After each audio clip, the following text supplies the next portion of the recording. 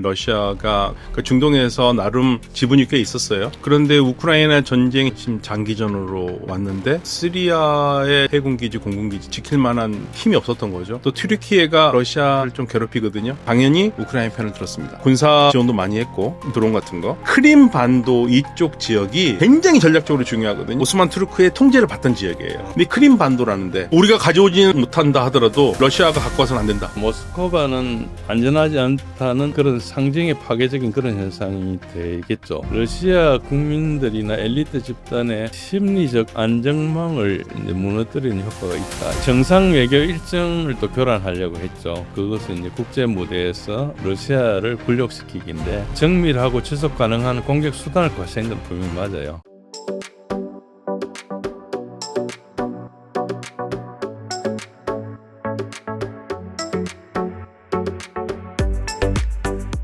네, 사실 그렇죠. 2022년 2월 24일에 전쟁이 시작됐잖아요. 네. 그러면 이제 전쟁 시작되기 전에 러시아가 그래도 시리아에 그 러시아 해군 기지를 운영하고 있었고 또 공군 기지도 시리아에 운영하고 있었고요. 그러니까 중동에서 나름 지분이 꽤 있었어요. 그런데 우크라이나 전쟁이 시작되면서 아무래도 이제 많은 부분에서 이 전쟁에 몰입을 해야 되니까 이렇게 오래 갈지 몰랐겠죠. 초반에 금방 끝날 거라고 생각을 했던 것 같아요. 그런데 생각보다 우크라이나가 준비를 잘 됐고, 네. 서양이 많이 도와줘서, 그러면서 이제 꼬이기 시작하면서 장기전으로 왔는데, 그러다 보니까 시리아의 자기의 지분을 지킬 만한, 쉽게 말하면, 힘이 없었던 거죠. 군대를 빼고. 그래서 지금은 뭐 시리아 해군기지, 공군기지 다 지금 놓친 상태고. 또 튀르키예가 만만찮게 러시아를 좀 괴롭히거든요. 그러니까 먼저 때리거나 그런 게 아니라 네. 꼭 이 반대쪽에 서가지고 깐족깐족대요. 러시아 힘들죠. 그러니까 러시아가 지금 유일하게 중동 지역에서 좋은 관계를 유지하고 있는 건 사우디아라비아인데 사우디아라비아하고는 이제 오페크 플러스 때문에 그거는 뭐 서로 공생의 관계가 있고, 이란과도 지금 그 사이는 나쁘진 않은데, 네. 이란도 러시아를 바라보는 눈이 썩 예쁘지만은 않아요. 의외인데요? 둘이 이렇게 약간 시리아에서 동맹 비스무리하게. 그러니까 시리아에서 같이 싸운 거는 네. 공동의 목표가 같아서 그러지, 둘이 좋아서 그런 거 아니에요. 둘이 이해관계가 완전히 달라요. 그런가요? 시리아에서 러시아는 따르투스 해군 기지를 사수를 해야 되는 거예요. 따르투스 해군 기지는 거의 뭐 50년을 운영해 왔던 거고, 네. 이 따르투스 해군 기지는 러시아가 해군이 지중해에서 훈련을 하고 쉴 때가 있어야 되잖아요. 네. 쉴 수 있는 곳이에요. 그러니까 이거는 정말 중요한 기지거든요. 네. 당연히 공군기지도 같이 가지고 그 흠에민 공군기지 있고 네. 그거를 유지하기 위해서는 시리아의 아사드 정권을 지지했어야 되는 거고. 이란은 그 공군기지나 해군기지가 이란하고 아무 상관없잖아요. 그렇죠. 그러니까 이란이 시리아 정부군을 지지한 이유는 딱 한 가지밖에 없어요. 시리아를 통해서 레바논에 들어가서 헤즈볼라를 지지해야 되니까. 그러니까 둘이 정부군을 지지하는 거, 아사드 정부군을 지지하는데 그거는 같지만 둘이 가지고 있는 공통의 목표가 다르기 때문에. 네. 그래서 사실은 이란이 러시아한테 속상한 일이 많았죠. 그러니까 러시아는 기본적으로 시리아가 시끄러운 거 원하지 않거든요. 네. 근데 이란은 자꾸만 레바논을 지원하니까. 네. 그 레바논을 헤즈볼라 지원하니까 누가 제일 싫어합니까? 당연히 이스라엘이죠. 그러니까 이스라엘이 가서 때리거든요. 네. 이스라엘 처지에서는 생각해 보세요. 레바논에 있는 헤즈볼라가 커지는 것도 지금 머리가 아파 죽겠는데 이란이 지금 시리아에 군대를 주둔하고 있다면 더 머리 아프잖아요. 전선이 2개 열리잖아요. 네. 그러니까 계속적으로 때리는데 때리려면 어떻게 되겠습니까? 러시아가 눈을 감아줘야지 때리는 거예요. 러시아가 방공망을 켜지 않아야지. 근데 러시아는 조용히 살고 싶거든요. 그쵸. 이란이 이렇게 자꾸 떠들면 안 좋으니까 그냥 이스라엘이 때리는 걸 그냥 봐준 거예요. 그러니까 이란 입장에서는 야 우리가 같이 싸우는데 너 진짜 이럴 수 있냐 이렇게 나오는 거죠. 그러니까 원래부터 시리아에서 같이 싸웠다지만 네. 목표가 달랐어요. 그럼 요번에 시리아가 이제 뒤집어졌지 않습니까? 네. HTS로. 네. 이쪽도 질 좋은 사람들은 아니지만. 뭐 굉장히 질이 안 좋은 애들이죠. 네. 근데 그럼 러시아 입장에선 제일 중요했던 해군기지와 공군기지는 좀 어떻게 되고 있나요? 그래서 지금 해군기지, 공군기지를 러시아는 다시 쓰기를 바라고 있고, HTS 하이아트라고 우리가 좀 교정을 우리 웅달실방이 좀 고급 채널인데 네. 우리 신문에서 하얏트라고 나와요. 네. 하얏트는 호텔 이름이고요. 아, 네. 이거 하이아트입니다. 하이아트. 하이아트. 예, 하이아트 조직이란 뜻이에요. 오거나이제이션이란 뜻이에요. 네. 예, 아랍어로 하이아트. 이 하이아트 애들은요. 러시아를 무시할 수는 없죠.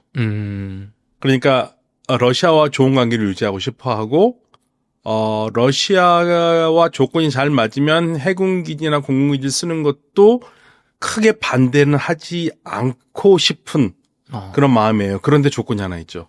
그런데 러시아로 망명한 아사드 내노소. 전임 대통령. 예, 지금 러시아로 망명했잖아요. 굉장히 많은 국부를 가지고 망명을 했잖아요. 근데 그걸 러시아가 받을 수 있을까요? 그러니까 러시아가 글쎄요, 뭐 국제사회에서는 국가 이익 앞에서는 피도 눈물도 없으니까 네. 그렇게 할 수도 있겠지만 일단은 러시아는 그거를 하지 않고 있죠. 왜냐하면 러시아를 많은 나라들이 좋아하는 이유 중에 하나가 쟤네들은 인권 얘기 안 한다는 거예요. 예, 미국은 자꾸 뭐 할 때마다 인권 민주주의 얘기하는데 러시아는 그런 얘기 안 하잖아요. 그렇죠. 한 번 친구는 영원한 친구다 하고 계속 봐주니까. 네. 그러니까 러시아가 그래서 인기가 있는 거예요. 그 독재자들의 친구. 어우 최고죠. 예, 그래서 그거를 지금 얘기가 나오는데 못하고 있는 거고 오히려 지금 러시아가 해군기지 공군기지 쓰기를 바라는 나라가 하나 있습니다. 어디가 있죠? 이스라엘이요. 이스라엘 여기 말이 안 되는데? 말이 안 되는 것 같지만 이스라엘과 러시아는 관계가 나쁘지 않아요. 아. 네, 관계 나쁘지 않습니다. 그러니까 이스라엘에는 네. 러시아에서 온 유대인들이 많아요. 네. 그러니까 러시아하고 외교 관계를 할 때 그냥 러시아어로 하는 사람들이 많아요. 아. 예. 그래서 이 러시아의 해군기지, 공군기지를 차라리 쓰게 해주는 게 어떻냐 미국한테 요청을 하고 있는 거예요. 그러면 이스라엘은 왜? 터키 때문에. 튀르키예가 힘이 세지니까 시리아에서. 얘네들 꼴보기 싫거든요. 그래서 지금 이스라엘과 튀르키예가 지금 관계가 굉장히 안 좋거든요. 네. 예. 그거를 이스라엘은 시리아를 튀르키예가 다 먹어버리면 머리 아프니까 네. 그거를 하나의 그 제어 장치로 러시아가 들어오길 바라는 거예요. 러시아는 어차피 저 군사기지 말고는 별로 관심이 없으니까. 네, 군사기지 그 해군기지가 너무 좋거든요. 아. 최고의 기지입니다. 근데 그거를 지금 러시아는 어쨌든 뺏겨서 잃어버린 상황인. 잃어버린 상황인데 제 생각에는 완전히 뺏겼다고 생각 안 할 수도 있어요. 다시 되찾으려고 하는 단계. 예, 노력을 하고 있죠. 교수님 근데 말씀해주신 것처럼 튀르키예가 지금 에르도안 대통령이 푸틴의 뒤통수를 여러 차례 때리면서 지금 러시아를 중동에서 몰아내고 있다 뭐 이런 얘기도 있던데 어떤 일들이 있었나요? 튀르키예가 러시아와 전략적으로 좀 친하게 지냈죠. 네. 그러니까 친하게 지낸 게 좋아서 친하게 지낸 게 아닙니다. 우리가 사이가요, 친한 친구들끼리도 잘 지내지만 친하지 않지만 굳이 나쁘게 지낼 필요가 없는 친구들이 있죠. 네. 예, 그런 친구들이라고 생각하시면 돼요. 그러니까 엄밀히 진영으로 따지자면 튀르키예는 나토잖아요. 네. 그 나토니까 당연히 러시아하고 등을 져야 되는 게 맞아요. 네. 그런데 그동안, 특히 에르도안 정부는 러시아에게 그렇게 뭐 좋지도 않고 나쁘지도 않고, 협력하면서 있으면서 잘 지내왔죠. 네. 예. 그런데, 러시아 우크라이나 전쟁에서 당연히 튀르키예는 우크라이나 편을 들었습니다. 예. 일단 나토라는 측면을 우리가 이해를 해야 되고요. 네. 그리고 우크라이나와는 원래부터 관계가 나쁘지 않았어요. 아. 예, 좋았고요. 그래서 군사 지원도 많이 했고, 네. 특히 이제 드론 같은 거. 네. 근데 러시아와는 쉽게 말하면 이렇게 말씀드리면 맞을까요? 불가근 불가원이에요. 너무 가깝게 하셔도 안 되고, 너무 멀리 떨어져 있어도 안 되고, 어느 정도 내가 좀 이렇게 통제할 수 있는 수준의 국가, 예, 그러니까 뭐, 이렇게, 러시아가 대국이기 때문에 뭐, 튀르키예가 뭐 좌지우지한다는 게 아니라, 적어도 나와 좀 이렇게 호흡을 맞출 수 있고, 전략적으로 중요하니까. 우리가 다른 건 멀리 볼 거 없습니다. 지도를 한번 딱 보시면 끝입니다. 우리가 이 방송을 보시는 분들이 지도를 한번 꼭 보세요. 우리가 많이 들었던 항구 이름 있죠. 세바스토폴. 세바스토폴. 예, 세바스토폴 왜 러시아가 그걸 안 뺏기려고 그 난리를 쳤을까요? 크림반도에. 맞아요. 거기가 거의 유일한 부동항이에요. 예. 얼지 않는 유일한 항구. 예, 거의 유일하다고 볼 수 있어요. 굉장히 전략적으로 중요하거든요. 근데 크림반도라는데 네. 이 크림반도가 뭐 우리가 영어 표현으로 크림이라고 하지만 사실은 이제 투르크어, 타타르어로는 크름이에요. 크름. 크름. 예, 크름인데 이게 이제 크름이라고 그러는데 이건 이제 뭐 발음하기가 한국말로는 발음이 되는데 영어권 애들은 그게 안 되니까 크림 한 거예요. 아. 예, 무슨 아이스크림도 아니고. 그래서 이제 이 크림 반도 이쪽 지역이 원래 오스만 투르크가 지배하던 지역. 아, 그래 러시아 땅 아니었나요? 아니요. 18세기 들어서 뺏깁니다. 아, 오스만 투르크가 크림반도 크림까지 가져갔는데 이제 힘이 좀 쇠퇴하면서 러시아한테 네, 뺏긴 네. 거예요. 그러니까 러시아의 그 오스만 투르크의 통제를 받던 지역이에요. 그러니까 러시아라는 지역을 우리가 생각해 보면요, 우리 역사적으로 좀 볼까요? 네. 제가 이런 문제를 우리 학생들한테 많이 내는데 제가 강의할 때도 그렇고 몽골이 러시아를 얼마나 지배했을까요? 몇 년? 글쎄요, 뭐 저도 역사 시간에 배운 것 같은데 뭐. 어마어마하게 오래됩니다. 그러니까 1240년에 일단 격파를 하고요. 네. 완전히 몽골이 이 러시아 쪽을 뺏긴 게 1480년이에요.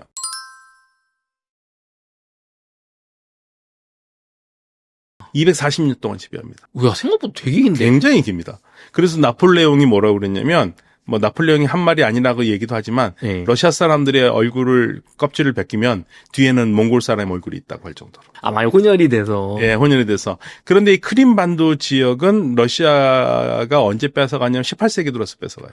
오, 그럼 거의 1700년 되니까 상당히 뒤에. 이쪽 지역은 누가 살았냐면, 그러니까 몽골 사람들만 지배했다고 생각하시면 안 돼요. 그러니까 몽골이 여기를 지배할 때는 그 징기스칸의 큰아들 조치라고 그러거든요. 네. 조치 울루스라고 그래요. 조치가 다스리는 땅으로.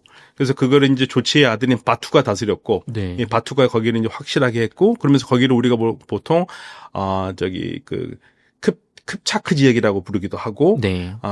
그리고 또 영어권에서는 골든 호르드라고 불렀죠. 네. 예, 뭐 알탄 오르다인데 그거를 이제 발음하다 보면 알탄이 이제 그게 골드고 네. 오르다를 갖다 호르드라고 쓴 겁니다. 예. 그래서 이제 이상한 말이 됐는데 영어권에서는 골든 호르드라고 그래요. 이쪽 지역을 뺏긴 건 1480년부터 이제 뺏기기 시작했고, 그다음에 이 크림반도 지역은 18세기 들어와서 뺏기거든요. 18세기 때 뺏기는데, 그런데 18세기에서 이 땅을 두고 오스만 투르크는 절대 포기하지 않았죠. 왜냐면 이쪽 지역에 사람들이 많이 살아요. 타타르라고 하는 사람들, 이 사람들이 언어가 튀르크 계통이거든요. 예, 러시아가 이쪽 지배할 때 이 타타르 사람들이 오스만 투르크로 많이 왔고, 그래서 이 크림반도 지역이 우리에게 굉장히 익숙한 전쟁이 있습니다. 1853년에서 1856년. 네. 이 전쟁은요, 우리 한국 사람들이 이 전쟁이 뭔지는 잘 몰라도 두 가지는 알아요. 이 전쟁에서. 이 전쟁에서 파생된 두 가지가 중요한 게 있습니다. 나이팅게일, 그렇죠. 나이팅게일. 이때 네. 오스만 러시아를 누르기 위해서 영국과 프랑스가 오스만 투르크를 도왔잖아요. 네. 그래서 거기서 오스만 투르크가 이기는데 그때 나이팅게일이 나오고, 그리고 거기에 감명을 받아서 나온 게 적십자입니다. 그렇군요. 예, 1864년에 적십자가 이 크림반도 이 전쟁에서 나이팅게일의 활약을 보고 거기에 감명을 먹어서 앙리 듀낭이 만든 게 적십자예요. 레드크로스. 예, 그거는 알잖아요, 우리. 맞아, 그건 알아요. 예. 공부에 배워, 역사책에. 예, 그러니까 이 크림반도가 그래서 중요해요. 왜냐면 크림반도 지도를 보시면 왜 중요한지 딱 나와요. 세바스토폴도 있지만 거기가 바로 흑해로 해가지고 내려오는 지역이에요. 여기를 장악하면 여기가 전략적으로 굉장히 중요한 지역이고, 네. 그다음에 이 수출 항구도 되고, 파이프라인도 되고, 경제적, 정치적 이 모든 게 다. 예, 문화적으로 오스만 투르크는 여기 한번 절대 놓치고 싶지 않은 땅, 러시아한테 뺏겨서는 안 되는 땅이죠. 근데 지금은 러시아가 가지고 있잖아요. 그렇죠. 그래서 실제로 에르도안 대통령이 러시아의 크림반도 합병을 인정하지 않는다고 하더라고요. 왜냐면 타타르 사람들이 있잖아요. 그럼 튀르키는 우리가 다시 가져오고 싶은 땅. 뭐 우리가 가져오지는 못한다 하더라도 네. 그거를 러시아가 갖고 와서는 안 된다. 네, 타타르 사람들이 있어요. 타타르라고 하는 사람들이 이제 튀르크 계통 언어를 쓰는 사람들이에요. 네. 타타르라는 말이. 예. 그래서 이제 그 사람들도 있고 그러니까. 그래서 이게 뭐 언어적으로나 인종적으로나 문화적으로 오스만 투르크는 여기에 우리로 치면 좀 맞는 비유가 될지 모르겠습니다만은 만주와 같은 곳이죠. 예. 우리 한국 근데 만주보다 훨씬 강하죠. 우리는 북한 때문에 북한이 통일되면 우리 만주 얘기 많이 나올 것 같아요. 네. 예, 지금은 많이 안 나와도 그런 느낌이라고 생각하시면 돼요. 근데 여긴 또 실제로 오랜 몇백 년 동안 뭐 간접적인 직접적인 지배를 했고 거기에 사람들이 살고 있으니까 그럼요. 훨씬 더 와닿겠네요. 네, 그러니까 예를 들면은 뭐 타타르 사람들이 거기만 있는 게 아니라 지금 중앙아시아 많이 퍼져 있는데 이 사람도 생긴 거 보면 우리가 굉장히 비슷하게 생겼고 네, 튀르코 쓰고 예, 러시아어도 쓰지만 예, 그런 사람들이 있기 때문에 에르도안의 꿈은 에르도안의 외교 정책은 집권할 때부터 늘 나온 얘기지만 신오스만주의거든요. 그러니까 오스만 제국의 잃어버린 땅들이나 그쪽에서 적어도 지금 현재 그 땅은 다 회복하지 못하더라도 문화적인 우월성을 가지고 있겠다. 그러니까 이 튀르키예가 이 오스만 제국의 전신으로 그게 1923년에 튀르키예 공화국이 시작하면서 무스타파 케말 파샤가 오스만 제국을 없애고 튀르키예 공화국을 세웠지만 그리고 오스만 제국과의 전통과 빠이빠이 했지만 네. 나는 다시 그거 살리고 싶다. 적어도 문화적으로 살리겠다. 그래서 튀르키예가 신오스만주의하면서 이 중앙아시아 쪽으로 쭉 퍼져 있는 오스만 제국이 쭉 퍼져 있는 그 사람들을 다시 문화적으로 규합하고 싶어해요. 그러면은 튀르키예 에르도안 대통령 입장에서는 러시아가 우크라이나에 이렇게 수렁에 빠져서 경제적으로나 군사적으로 중동에 이제 힘을 못 쓰고 이게 어떻게 보면 기회라고 그렇죠. 기회죠. 그러니까 신상급지가 일어난다고 생각하시면 돼요. 그러니까 이제 이란은 그런 튀르키예가 중동으로 내려오는 거를 영 마뜩찮죠. 내가 맹주인데. 예, 내가 그래도 힘 꽤나 썼는데 이 동네에서 방구 꽤나 꼈는데 야, 튀르키예 니네들이 와서 정말 방구를 낀다. 시리아 먹은 게 컸어요. 시리아가. 예, 시리아를 친 튀르키예 세력이 정권을 잡은 게 이게 러시아도 이란도 굉장히 큰 패착이죠. 그러면은 거기에다가 또 우크라이나에다가는 포탄하고 들어온 무기도 막 팔아먹고 있다면서요. 그럼요. 튀르키예가. 그러니까 튀르키예가 쉽게 말하면 어떤 면에서 러시아 우크라이나 전쟁이 이란과 튀르키예의 드론 전쟁이에요. 예, 그 튀르키예 드론이 좀 더 낫다는 평가를 많이 받는데 네. 바이타락이라고요. 거기에서 드론을 우크라이나 많이 줘가지고 그걸로 러시아를 괴롭혔잖아요. 네. 그러니까 러시아가 짜증이 나가지고 네. 자기네들 드론 필요하니까 이란으로부터 샤히드 드론을 다 받은 거죠. 이게 국제전이군요, 중동까지. 네, 국제전입니다, 지금 현재로서는. 그래서 지금 EU에서는 계속적으로 튀르키예가 나토 편에 들어주길 바라는 거예요.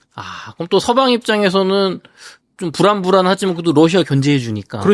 그러니까 EU가 튀르키예에 대해서 감정이 참 묘하다니까요. 그러니까 튀르키예는 지난 1923년부터 그 꿈은 뭐냐면 유럽의 일원이 되고 싶어 했어요. 네. 근데 EU는 튀르키예를 받아들이기에는 너무 얘네들 이상한 애들이에요. 일단 EU는 전체적으로 다 보시면 어찌됐든 간에 기독교 문명권이잖아요. 그렇죠. 그런데 얘네들만 무슬림이잖아요. 그렇죠. 그것도 좀 찝찝한데 그래서 이제 무슬림들은 우리 그거 아니다 하고 계속 튀르키예에서는 세속화하면서 네. 유럽 기준으로 많이 맞춰갔거든요. 네. 그런데 또 어디서 걸리냐면 경제적으로도 걸려요. 유럽 인구 중에서 유럽 한 단일 국가 중에서 9천만 되는 나라가 있습니까? 없잖아요. 없죠. 가장 아마 인구가 많은 나라 중에 독일이나 이런 나라일 그쵸. 텐데 튀르키예는 8천이 넘어요. 8천만이. 너무 많구나. 예, 거기다가 1차 산업, 농산물. 네. 만약에 EU 시장이 개방돼서 튀르키예가 거기 EU의 일원이 된다면 동유럽 쪽에 있는 모든 농업 중심 국가들 다 죽어요. 토화되겠군요. 무관세니까. 네. 그 튀르키예 품질 좋은 게 많잖아요. 농산물이 들어오면. 그래서 못 받는 겁니다. 이게 이렇게 멋있는 거를 들춰내면 역시 돈 얘기가 있고. 예. 그런데 이제 더군다나 튀르키예는 그러면서도 튀르키예한테 튀르키예를 박대하지 못했던 거는 네. 시리아 사태 나면서 많은 시리아 난민들이 튀르키예로 갔잖아요. 네. 그 튀르키예가 만약에 문을 열어주면 어디로 가겠습니까? 유럽으로. 유럽으로 가죠. 그러니까 튀르키예가 그걸로 사실 그 난민 장사를 했죠. 우리가 우리가 문을 열면은 니네 끝나는 거 알잖아. 그럼 니네들 나한테 지금 이렇게 하겠니? 예. 우리 돈이 필요한데 그래서 많은 보조금도 줬어요. 근데 사실은 보조금 택도 없지만, 예. 그래서 튀르키예가 무서운 거예요. 유럽은. 난민 문제 있다가 이제 우크라이나 전쟁 나니까 튀르키예가 자기 편 들어주길 바라는 거죠. 다행히, 우크라이나에 더 우호적이니까. 네. 유럽은 한숨은 혼이 내려놨는데, 그래서 튀르키예를 지금 응원하고 있죠. 푸틴 대통령도 튀르키예 예전 같으면 그냥 이렇게 내가 좀 더 우위였는데 지금 그러니까 이제 푸틴도 이렇게 수가 낮은 사람이 아니기 때문에 그러니까 튀르키예 니네가 그렇게밖에 할 수 없는 건 나도 알고 있다라는 그러한 느낌이라고 생각하시면 돼요. 예. 그러니까 고수들이죠. 고수들이네. 예, 고수들이. 감정적으로 대응하는. 네. 그러니까 이게 지도자라는 게 그게 중요한데, 지도자가, 판단은 잘 읽고, 아무한테나, 국제관계에서 아무한테나 이 나쁜 놈이다 얘기하면 안 돼요. 그 이란이 그런 거 잘하잖아. 이스라엘 지도에서 지워버리겠다. 그러니까 북한 애들이 더 잘하죠. 한국 서울 그렇죠. 그러니까 친구가 없잖아요. 맞아요. 그러니까 어느 나라 지도자든 간에 누구를 싫다, 누구를 안 된다 이런 얘기를 하면 안 됩니다. 그거를 지도자가 얘기를 하면은 더 이상 그 관계가 없어져요. 그쵸. 그 뭐 어떻게 하겠어요. 예, 그 지도자들은 항상 말을 아껴요. 지도자의 말은 최종 발언이거든요. 예. 그러니까 뭐 국민들이 얘기하는 건 괜찮아요. 터키 사람들이 뭐 러시아 욕하고 러시아 사람들이 터키 사람 욕하는 건 그거야 뭐 국민들 사이에서 그럴 수 있죠. 우리도 한국도 일본 그럴 수 있잖아요. 네. 근데 지도자가 한마디 해버리면 이제 그때부터는 이 양국의 관계는 어긋나는데 지금 러시아하고 튀르키예는 분명히 전선에서는 반대편에 서 있지만 그냥 가는 겁니다.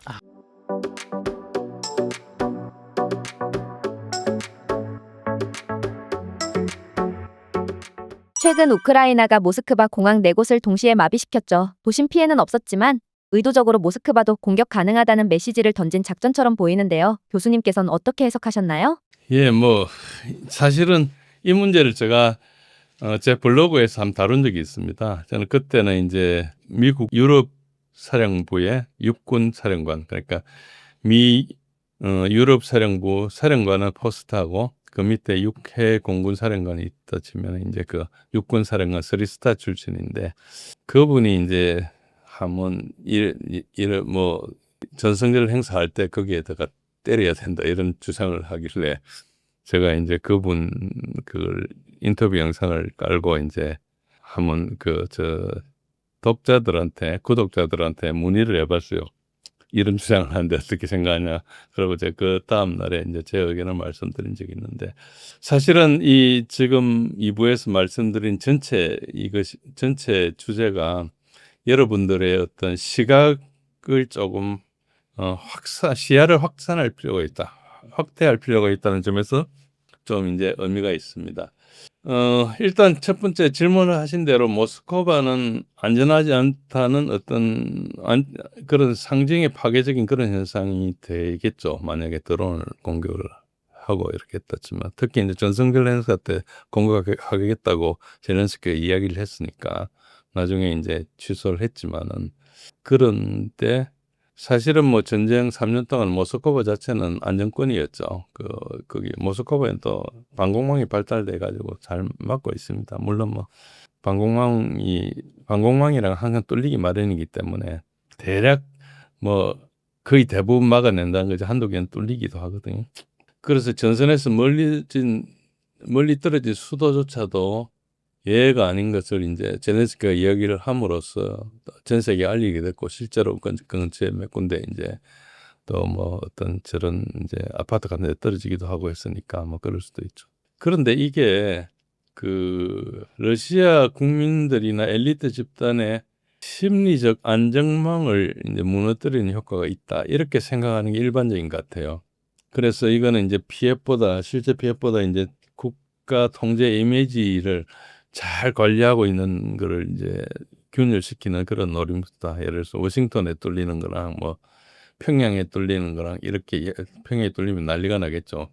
뭐 그런 것 같은 그런 상징의 파괴라는 그런 뜻도 있는데 사실은 그게 이 주제 전체가 반작용이 있습니다. 그건 이제 제가 차차 말씀드릴 건데 일단 정상 외교 일정을 또 교란하려고 했죠. 그것은 이제 국제 무대에서 러시아를 굴욕시키기인데 이것도 뭐 드론 공격을 아까 말씀하신 대로 모스크바 공항 4곳이 마비가 되고 뭐 항공편이 회항되고 뭐 착륙 지연 이런 것들이 특히 뭐 태풍 같은 거 이런 거 일어났을 때처럼 그런 일이 발생한 거죠. 그리고 실제로 고위급 외교단이 뭐 동선이 혼선을 빚고 뭐 카자흐스탄 대통령도 그렇고 말리 아프리카 사절단도 그랬죠. 그러니까 러시아의 외교적 위신에 상처를 내고 국제회담 장소조차 불안정하다는 인식을 조장하는 그런 치밀한 타이밍이라 합니다. 그런데 이게 이제 일단 정밀하고 지속 가능한 공격 수단을 과시한 건 분명히 맞아요. 그런데 뭐 이게 뭐 좀 허접한 수단을 가지고 하는 거거든요. 그러니까 이제 누구나 할 수 있는 걸 하는 거예요. 그러니까 그걸 하느냐 안 하느냐의 문제지. 예를 들어서 뭐 우리가 누구나 여기서 똥을 누를 수 있는데 말씀 내가 누느냐 안 누느냐에 따라서 내가 위대해진 건 아니잖아요. 그 사람이 그렇게 가는 거지. 저는 굳이 비유를 그렇게 말씀드리고 싶습니다. 그러니까 뭐 이게 대단한 능력 가지고 남이 없는 능력 가지고 그랬다면 모르지만 누구나 할 수 있는 건데 우리가 차마 못하는 것을 내가 하겠다는 그걸 자체를 무슨 능력으로 생각할 수는 없다는 거죠. 그게 어째 보면은 뭐 러시아 방공망도 피하고 뭐 저비용 고효율 이런 걸 이야기할 수 있는데 저비용 고효율이라 하지만은 성공 못하고 실패만 하면은 더 큰 문제가 되는 거잖아요. 그러니까 이게 어떤 행위를 할 때 행동이나 발언이나 이 자기의 신뢰도를 깎아먹는 부분이 있거든요.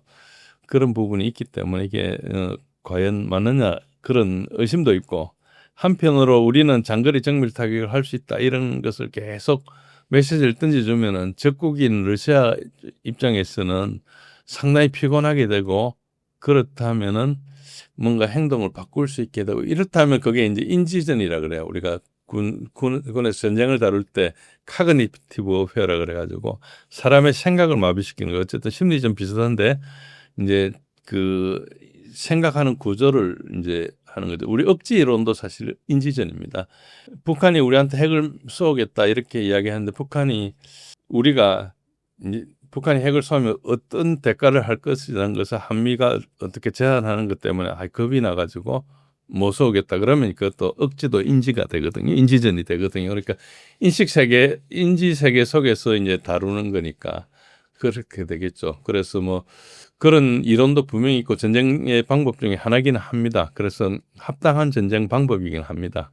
그렇다 해서 이게 과연 맞느냐 이런 문제가 있는데 어쨌든 이거는 심리 기반을 공격하는 방식은 맞는데 이제 이렇다면 이제 뭐 군사력 약해도 뭐 창의력이 있으면 얼마든지 바꿀 수 있다 이렇게 이야기되는 그런 새로운 형태의 전쟁이긴 하죠.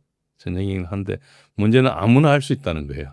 그리고 점선 후방이 더 이상 안전지대가 아님을 시사하기는 하지만은 그리고 뭐 러시아의 방공 능력에 대해서 국제적 신뢰를 손상시킨다 하지만은 방공 전력이란 자체가 모든 걸 철통 있게 막는 게 아니거든요. 중요 자산만 막는 겁니다. 그러니까 때리는 쪽에서도 비용을 부과하는 것이고 막는 쪽에서도 비용을 부과하는 것인데 이제 중요한 걸 막는다는 게 중요한 거고 예를 들어서 북한 무인기가 우리나라 들어왔을 때는 이제 없던 위협이 들어오니까 이제 이걸 대비해야 되겠다 이런 거지. 북한이 전쟁 때 무인기로 막 들어오면은 우리가 아무리 열심히 해도 한두 개 새잖아요.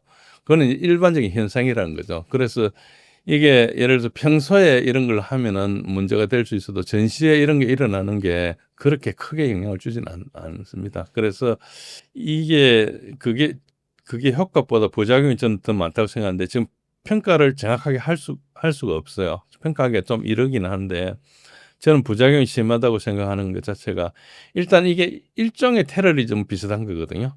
전시이기 때문에 표적에 대해서 명확하게 된다 안 된다 이야기할 수는 없어요. 그게 군사적 표적일 수도 있기 때문에 일반적인 전쟁의 어떤 규칙에는 맞는 거라 할 수 있지만은 이거 자체가 우크라이나가 서방의 그 지원을 받고 서방이 이런 것에 대해서도 그냥 침묵으로 동조하기 때문에 할 수 있는 거지.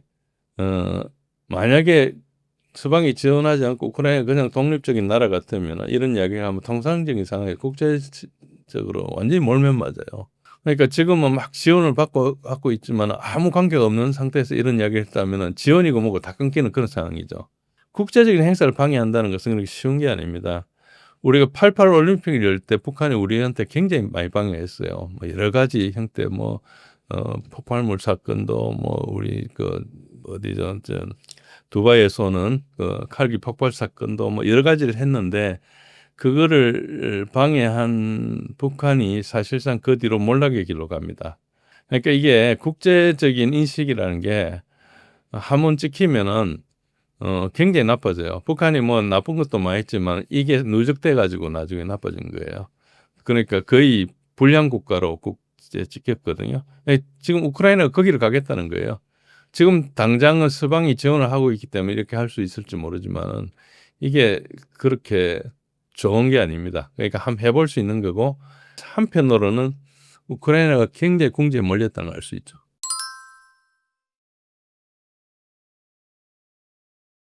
도심 공항을 흔들고 동시에 군수시설을 정밀 타격하는 방식은 기존 폭격과는 전혀 다른 전개였는데요. 이런 공격 방식, 러시아 입장에선 어떤 대응 부담이 생겼을까요? 예, 실제로 이제 이걸 가지고 군수 산업 이런 거를 이제 공격을 했죠. 그러니까 이런 면에서는 약간 천재적이라 할 수 있어요. 그러니까 그쪽에 막 이야기해놓고 실제로는 만약에 군수 산업, 뭐 군수 시설을 공격했다. 그러면 이제 그건 좀 천재적이죠. 천재적이라 할 수 있지만은 뭐 그 드론 공격이라는 게 아무 때나 할 수 있는 거기 때문에 뭐 그걸 굳이 연막 작전을 썼다 이렇게 보기는 힘들고 통상 하는 공격 중에 하나고요. 그리고 우리가 여기 우크라이나가 러시아에 드론 공격한 것만 봐서 그렇지, 러시아가 우크라이나에 때린 걸 보면은 이 드론 공격은 장난이에요. 그러니까 엄청나게 많이 때리거든요. 러시아가 최근에는 한 22배 정도 많이 공격을 하고 있습니다. 그러니까 이제 공격 자체가 이제 이런 것들을 이제 우크라이나도 뭐 하도 전가가 없다 보니까 이런 거 가지고 뉴스에 띄우고 하니까 이제 이게 좀 우리한테 확대경이 걸로 가는 거예요. 자꾸 관심이. 그런데 실제로는 러시아는 그 이미 이제 우리 차단이라 그래요. 차단. 그러니까 공격을 할 때 멀리 있는 화력으로 이제 앞에 싸우는 우리 우군을 지원해 주는 걸 제일 가까이 하는 걸 근접 지원이라고 합니다. 특히 이제 근접 항공 지원이 대표적인데 캐스라에서 가까이 싸우는 우리 편한테 유리하도록 적을 때려주는 거고요. 이제 전장에 들어오는 적군이 이렇게 후속에서 우리가 이제대라 하기도 하고 이제 이 예비가 들어오기도 하고 이렇게 들어오는 것을 막아주는 것을 전장 차단이라고 합니다. 전장으로 들어온 것을 막아주는 거예요. 당장 주먹이 날라오지 못하게 막는 거죠. 그리고 후방에서 이 그 전장 앞으로 오는 이제 쪽으로 오는 그것을 이제 차단이라고 그래요. 인터딕션. 그러니까 인터딕션, 배틀필드 인터딕션, 캐스 이렇게 크게 세 가지로 나눌 수 있는데, 그러니까 러시아는 이 배틀필드 인터딕션을 원체 많이 해요. 원체 많이 해가지고 우크라이나군이 들어오기 전에 거의 다 죽고 나중에 들어온다 보면 돼요. 그 정도로 이제 많이 때리는데, 뭐 그런 입장에서 이제 지금 산업시설을 때린 거니까 일종의 이제 전략 폭격이거든요. 정신 깊게 이제 물건조차도 만들지 못하게 하는 건데, 과연 이게 그 정도로 우선순위가 있는지는 잘 모르겠어요. 그걸 하려면은 그 전방에 싸우는 적을 먼저 때려야 되거든요. 그러니까 우선순위가 맞는지 아닌지, 아니면은 그쪽으로는 계속 하자마자 막아내니까 아예 멀리 때리는 건지 그건 정확히 모르겠습니다. 그러나 어쨌든 특히 두 군데 산업시설을 때렸죠. 스플라브하고 바잘트를 때렸는데, 이거는 일단은 그 당장 러시아에 차질을 주죠. 차질을 주는데 이 생산해가지고 바로 거기서 가는 게 아니고 비축을 했다 가거든요. 그러니까 아직 비축 여유분이 되게 많이 있습니다. 그래서 당장 효과 나타나기 힘들죠. 그래서 저는 이게 우크라이나가 이렇게 하는 것이 이렇게밖에 못해서 한다고 생각해요. 그러니까 가까이 때리는 것은 러시아가 막아내니까. 그래서 지금 우선순위는 이렇게 할 때가 아니고 가까이 오는 애들을 막아야 되거든요. 계속 이제 우선순위가 낮은 데를 때리고 있는 걸 볼 수 있죠. 어째 보면은 만약에 뭐 아까 말씀하신 대로 모스크바를 치는 척 하면서 여기를 쳤다면 기만전에다가 공격을 분산하고 정밀 타격을 하고 하니까 그 자체는 효과적이지만은, 그러나 우크라이나 군 입장에서 우리 전선에서 싸우는 우리 군을 보호하기 위해서 급한 데를 안 때리고 엉뚱한 데를 계속 때리고 있거든요. 그러니까 뭐 전장은 난 모르겠고 그냥 나는 한두 개 때릴래 이런 거 비슷한 거예요. 그러니까 어째 보면은 우크라이나 군에서도 그냥 그 전과 이런 거 보고할 때 뭔가 때렸다 성공해야 되니까 때린 게 쉬운 것만 때린 거 아닌가 이런 의심도 할 수 있고요. 정상적인 거라고 볼 수는 없습니다. 지금 전선이 급하거든요. 막 무너지고 있는 상황입니다. 예. 결국 이번 사건은 러시아가 수도 모스크바에서도 퍼레이드를 마음대로 열 수 없는 상황이 됐다는 걸 보여준 셈인데요. 푸틴 입장에선 군사력보다 통제력의 상징이 흔들린 게 더 큰 타격 아닐까요? 뭐 그렇게 생각할 수도 있습니다. 그렇게 생각하는 분들도 있는 것 같아요. 실제하고는 좀 저는 다르다 봅니다. 그렇게 생각하는 논리는 대략 이제 뭐 아까 말씀하신 것처럼 어떤 논리의 근거라는 게, 수도는 안전하다는 내러티브를 무너뜨리고 푸틴 체제가 굉장히 통제력을 연출하는 그런 체제인데 이것도 좀 거물가게 하고 우리가 뭐 김정은이 뭘 행사하는데 그걸 못하게 한 거랑 생각하면 굉장히 비슷하지. 거기는 완전히 그냥 초상 나겠죠. 그런 일이 발생한다면. 그래서 전승기념일이 막 무력화됐다 이러면 이제 과거 정통성까지 흔들리는 뭐 되게 흔드는 것처럼 보이는데 사실은 이게 러시아를 잘 이해를 못하기 때문에 이렇게 한다고 저는 생각해요. 이런 상징을 통제하는 것이 러시아 국민들을 좀 단결하게 하거든요. 예를 들어서 우리 광복절 행사에 일본 어디에 뭐 일본의 어디 야쿠자 같은 애들이 와가지고 행사식장을 방해한다 이런 일이 있었다 치면은 방해하는 게 얼마나 우리 국민 사기에 영향을 주겠습니까? 우리 공분을 하죠. 그러니까 왜 난리칠 거 아닙니까? 그러니까 이게 러시아 국민들이 뭐 아무 생각 없이 중립적으로 살고 있는데 행사하는데 방해하거나 이게 아니고 이 2,700만 명이 죽었어요. 그러니까 이 날이 러시아의 최대 기념일이에요. 왜 그런가? 이 전부 2,700만 명 그때 당시에 거의 4명 중에 1명꼴 죽은 거거든. 그때 인구에.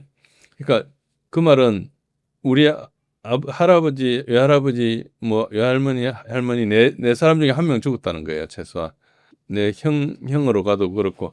그러니까 이것이 이제 그 전쟁을 함으로써 러시아는 어쨌든 국가가 다지게 되는, 그러니까 이게 전쟁을 통해서 하나가 된 나라가 되어버린 게 기억이 다 죽은 사람이 하도 많으니까.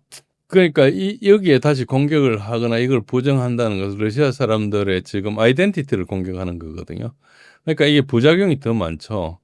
저는 이런 것을 왜 하는지 모르겠어요. 그냥 예를 들어서 뭐 그냥 아무 의미 없는 날 가서 의미 없는데 공격을 하면 되거나 뭐 예를 들어서 뭐 거기도 종교나 인종이 다 다르니까 그 중에 하나를 집어서 하면은 뭐 안 그래도 그 서로 싫어하는 사람끼리 싸울 계기도 되고 이럴 건데 국민이 하나가 되는 날에 거기에 뭐 우리 3.1절 날 뭘 한다든지 이거 비슷한 것처럼 하여튼 저는 그렇게 생각하고 있고 상징을 공격하면 정작 러시아 국민들을 단결하게 하기 때문에 이건 좀 이상하고 그리고 푸틴 체제의 통제력 연출이라는 것은 이 공격하고 좀 무관한 거예요. 그러니까 푸틴이 인기가 있는데 러시아에서 왜 인기가 있는지 아는 사람 잘 없어요. 푸틴이 인기가 있는 것은 푸틴이 뭐 민주주의를 하고 뭐 이래서 인기가 있는 게 아니거든요. 이 사람이 부정부패를 좀 일소했어요. 그렇다고 러시아가 부정부패가 없는 나라라는 게 아니고 그전보다 훨씬 잘 사는 깨끗한 나라가 된 거죠. 그래서 그전에는 90년대 푸틴 집권하기 전에 예천 시대는 전부 다 거지가 돼가지고 막 우리 이런 데도 막 온 나라에 온 세계 러시아 사람들 다 도망가고 뭐 몸 팔러 오는 사람도 있고 이런 세계가 됐다가 불과 지금 25년이 지났는데 상당히 고소득국가 됐어요. 잘 살고 있고 그러니까 내셔널 프라이드가 올라간 겁니다. 이게 어쨌든 먹고 살기만 해줘도 좋은 걸로 된 데다가 이제 자기네들 업신여기는 서방이 계속 힘들고 하니까 이제 올라간 거고 지도자의 지도력은 그가 보여준 성과에 의해서 달성되는 거지 연출하고 무관한 거예요. 연출은 자기가 권력을 유지할 수 없을 때 그걸 통제하기 위해서 하는 것이고 일단 뭐 25년간의 성과를 통해서 지금 80%가 넘는 지지를 얻었는데 이걸 뭐 이런 걸로 해서 할 수가 없다 생각하고요. 그리고 잘 모르는 것 중에 하나가 푸틴이 러시아 내에서 가장 온건파예요. 가장 친서방이고 그래서 이 강한 통제력은 푸틴이 연출하는 게 아니고 강경파에서 연출하는 거예요. 나라가 메가지가 있어야지 막 여기저기서 아무데나 가서 악수하고 얼굴 내밀고 이런 것보다 좀 권위 있게 해라 이런 압력이 들어왔기 때문에 하는 거거든요. 푸틴은 그럴 생각이 별로 없는 사람이에요. 서방하고도 어떤 서방하고 완전히 담을 쌓아야 된다고 생각을 최근에는 하고 있는 것 같은데 오랫동안 안 했어요. 그러니까 민스크 민석이 협정할 때도 계속 기다리고 서방한테 가서 제재를 풀으라 그러고 뭐 이런 설득 작업을 한 거지 실제로 뭐 강경하게 하거나 이렇게 한 건 아니거든요. 그래서 푸틴이 어떤 이제 상징을 관리하고 통제력을 연출한다 이런 생각은 약간 표면적인 생각이고 실제로는 전성절 무력화가 된다는 생각은 약간 잘 모르는 생각이다. 그래서 행사 한두 번으로 지금 2,700만 명이 사망한 그 사건을 바꿀 수가 없고요. 그 사람들 다 죽었잖아요. 지금 다 자기 할아버지 때 일어났던 일 후손들이 지금 하고 있는데도 불구하고 나날이 그 행사가 성행하고 있거든요. 오히려 젤렌스키가 지금 그런 행동 자체가 매를 번 행동이라 생각합니다. 그래서 무기가 아니고 질서가 핵심 타격이죠. 어쨌든 그렇습니다.